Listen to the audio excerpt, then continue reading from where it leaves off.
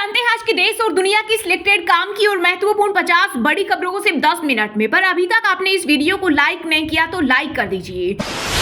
राहुल गांधी ने उड़ा रखी है बीजेपी की नींद, इसलिए राहुल गांधी पर हो सकता है बड़ा हमला। विदेशी धरती पर रची गई साजिश। शिवसेना सांसद संजय राउत ने किया दावा, बोले सिर्फ राहुल गांधी ही नहीं बल्कि लोकतंत्र को बचाने के लिए जो लोग मोदी सरकार के खिलाफ आवाज उठा रहे हैं उन सभी के खिलाफ साजिश रची जा रही। कुछ भी हो सकता है।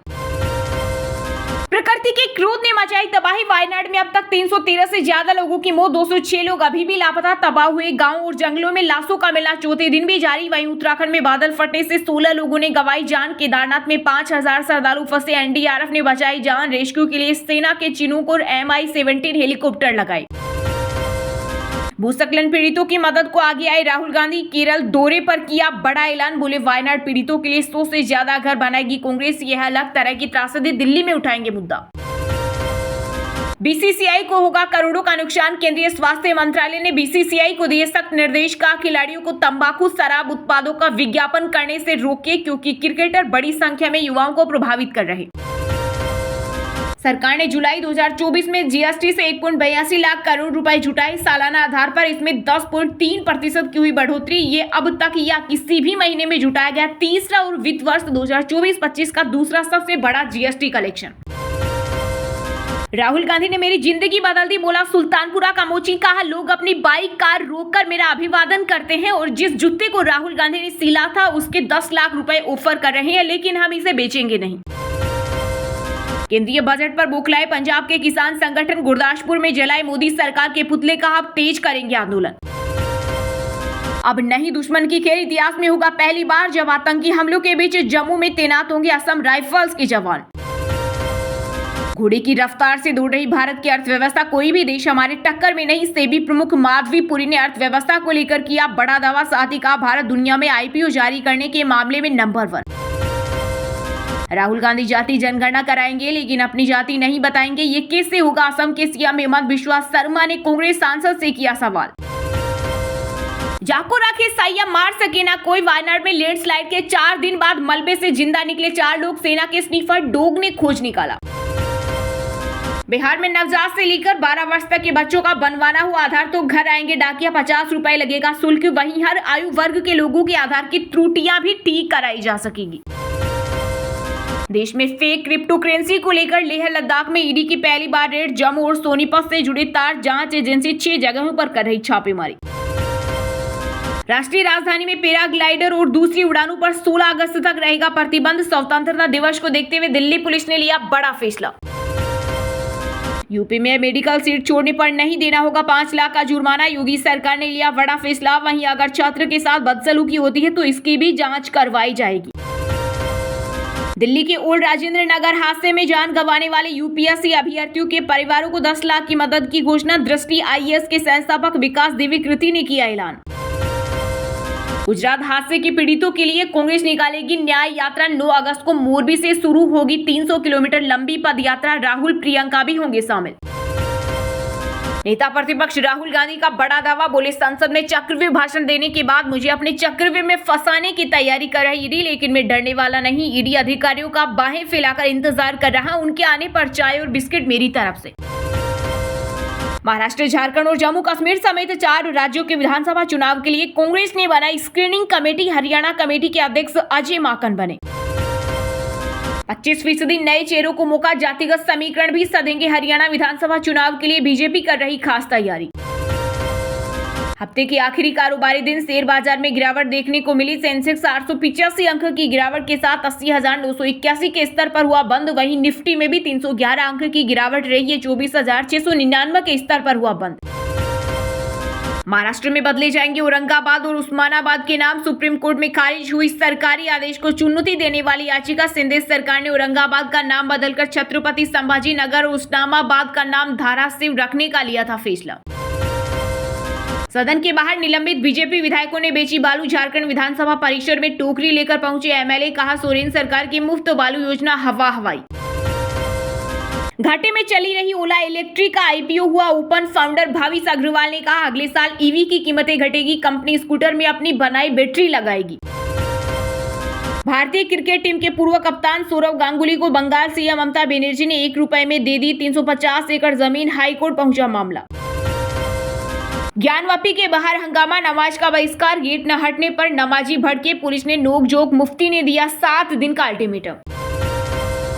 शिवराज बोले कांग्रेस को शकुनी, चौसर, चक्रव्यूह क्यों याद आते हैं? इन शब्दों का संबंध अधर्म से राहुल गांधी ने बजट की तुलना चक्रव्यूह से की थी।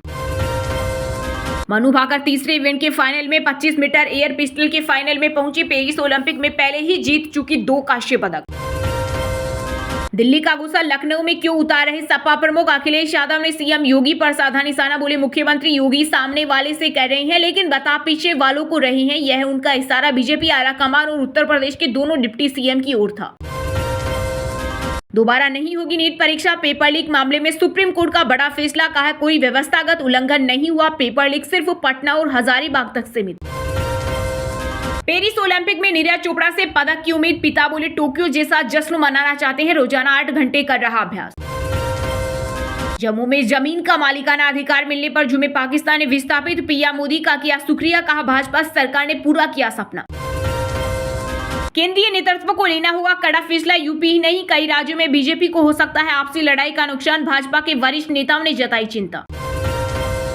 राहुल गांधी को केंद्रीय मंत्री गिरिराज सिंह का चैलेंज, ईडी रेड के दावे पर बोले बताएं कौन फोन कर रहा आपको। साथ ही कहा देश का दुर्भाग्य है कि राहुल गांधी संवैधानिक पद पर एलओपी हैं, सदन के भीतर तो झूठ बोलते ही हैं, सदन के बाहर भी भ्रम फैलाने का काम कर रहे। वायनाड में लैंडस्लाइड हादसे में अब तक 313 मौतें, 206 लोग अब भी लापता, तबाह हुए गांव और जंगलों में लाशों का मिलना चौथे दिन भी जारी। राहुल गांधी, प्रियंका गांधी ने दूसरे दिन भी पीड़ितों से की मुलाकात, वहीं अमेरिकी राष्ट्रपति बाइडेन ने रेस्क्यू टीम को सराहा।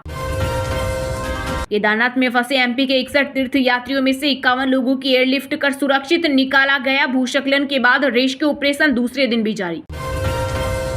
कांग्रेस और करप्शन एक ही सिक्के के दो पहलू, राशन और कोरोना की दवाई तक बेचकर कमाए पैसा। संसद सत्र के दौरान शिरोमणि अकाली दल की सांसद हरसिमरत कौर बादल ने बोला हमला। दिल्ली कोचिंग हादसे में जान गंवाने वाले छात्रों की याद में बनेगी लाइब्रेरी, 3 करोड़ दान करेंगे आप सांसद संजय सिंह। पेरिस ओलंपिक में पदक जीतने के बाद हरियाणा पहुंचे सरबजोत सिंह, ग्रामीणों ने किया जोरदार स्वागत, दीन गांव के सरपंच ने भेंट की तलवार। इलेक्टोरल बोर्ड में घोटाले की एसआईटी जांच की जरूरत नहीं, सुप्रीम कोर्ट ने खारिज की याचिका, कहा अभी इस कथित घोटाले में जांच की जरूरत नहीं, जिन मामलों में किसी को आशंका उनमें वह कानूनी रास्ता अपना सकते हैं, अगर समाधान नहीं होता तो वह कोर्ट जा सकते हैं। राहुल गांधी की बातों का कोई सेंस नहीं, मंडी में भाजपा सांसद कंगना रनौत बोली अपने फायदे के लिए देश के टुकड़े करना चाहती है कांग्रेस। 2000 करोड़ के घोटाले में बुरे फंसे कांग्रेस के पूर्व मंत्री भारत भूषण, ईडी ने जालंधर से किया गिरफ्तार। अकाली दल ने सुखदेव सिंह ढींढसा को पार्टी से किया बर्खास्त, बागी नेताओं के समर्थन में बोलना पड़ा भारी। राइजिंग राजस्थान के लिए 8 देशों में जाएगी भजनलाल सरकार, मुख्यमंत्री और मंत्री करेंगे रोड शो, सस्ती बिजली पर फोकस। ओल्ड राजेंद्र नगर में 27 जुलाई को आईएएस कोचिंग के सामने से कार निकालने वाले शख्स को मिली जमानत, सुप्रीम कोर्ट ने दिल्ली पुलिस से कहा सड़क से गुजर रहे व्यक्ति को कैसे अरेस्ट किया, आपको माफी मांगनी चाहिए।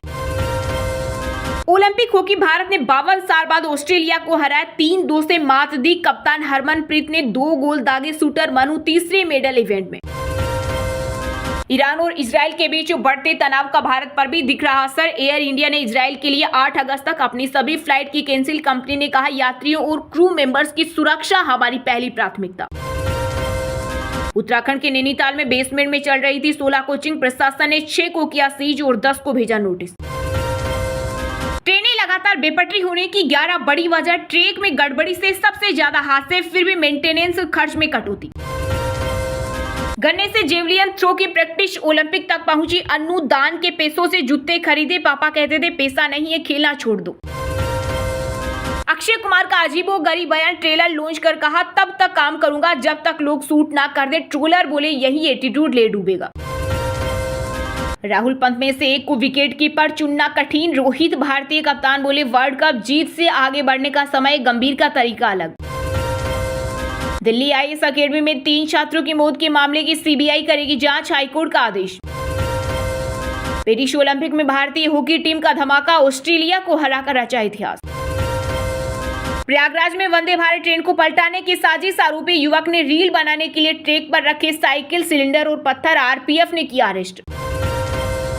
बीसीसीआई की आईपीएल टीम मालिकों के साथ मीटिंग हुई। आईपीएल ने मीडिया एडवाइजरी में दी अपडेट। शाहरुख खान की नेश वाडिया से हुई तीखी बहस।